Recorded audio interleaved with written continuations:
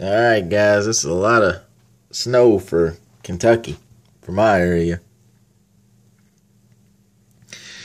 It's 9 inches right now, and it is still coming. Here comes the truck.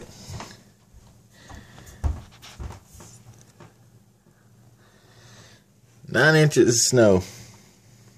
I'm going to have to call that guy there that just went by and find out how bad our hill is. We live on top of highest elevation in our county, so it's a pretty steep hill getting up here.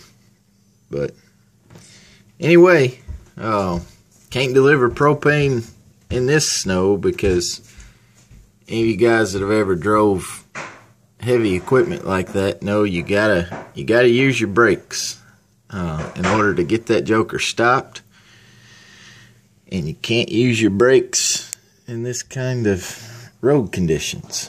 So we'll have to postpone some propane deliveries. I'll keep you guys updated.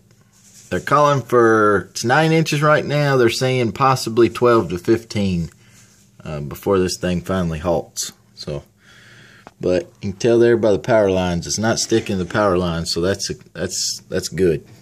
But we'll see you around, fellas and sisters.